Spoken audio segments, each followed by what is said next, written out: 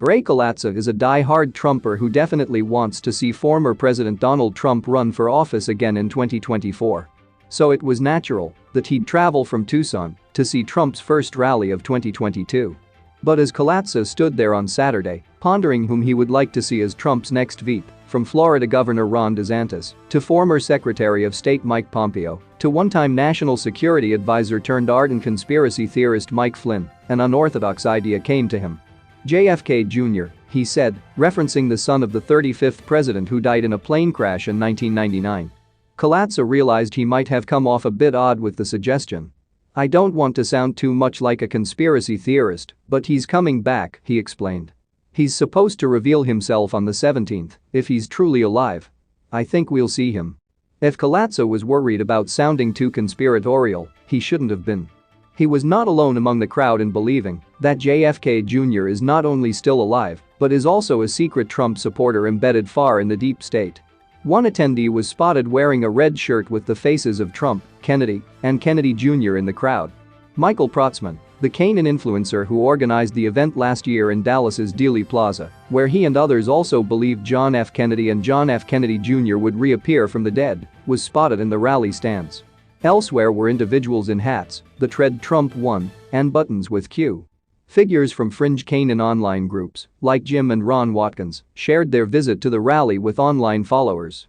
And conservative activist Ali Alexander, who helped organize last year's January 6 Stop the Steal rally, which has led to countless arrests and fears about the erosion of American democracy, was given priority access to the event.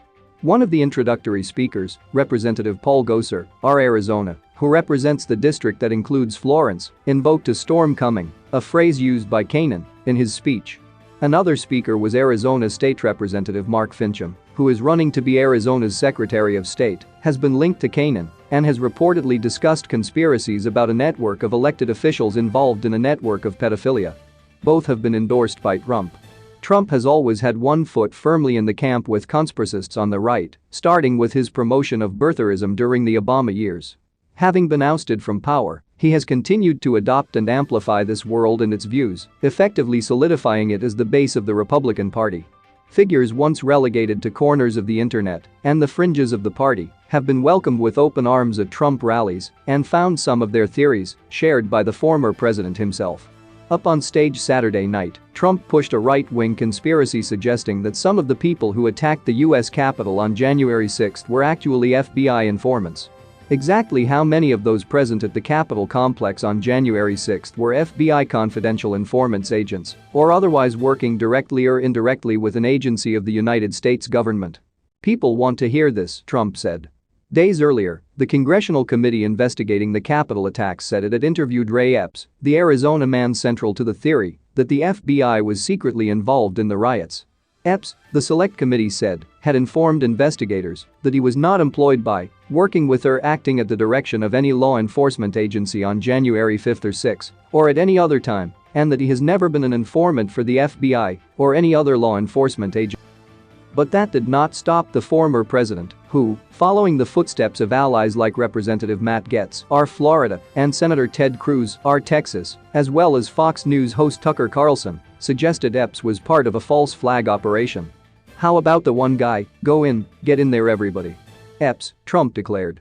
It was one of several lines from Trump in which he asked his followers to dismiss the evidence in front of them. Elsewhere, he continued to argue that his election loss was the result of an elaborate effort to cheat by Democrats. "Why aren't they investigating November 3, a rigged and stolen election?" Trump said to a cheering crowd that jumped to its feet. "Why aren't they looking at that? And there's massive evidence that shows exactly what I'm talking about." Trump also said he planned to address dishonesty from Democrats and the media surrounding the Capitol riots, including his false claim that House Speaker Nancy Pelosi blocked the National Guard from going to the Capitol to stop the riots on January 6. For followers, the comments didn't raise eyebrows, they drew applause. "Why don't they talk about the guy that killed that girl Ashley Babbitt?" said Cease Fager of Mesa, Arizona, referencing the January 6 protester who was shot and killed by a Capitol police officer as she and others tried to break down a door that led to the House Speaker's lobby. "It's all a cover-up. Our country is so divided, it's sad." Thousands had come out on a cold, windy night an hour south of Phoenix to dusty desert fairgrounds to see and hear the former president. Decked out in red, white and blue Trump gear or wearing t-shirts with, shall we say, colorful words for Biden, his supporters danced to his MAGA rally playlist, took selfies with one another, and high-fived strangers as they walked past. And as the warm-up acts and Trump spoke, they joined together in chorus to chant "Let's go Brandon," a popular GOP slogan that gives the middle finger to Biden and "Lock him up" aimed at Anthony Fauci, the infectious disease expert turned conservative enemy. Few, if any, masks were worn.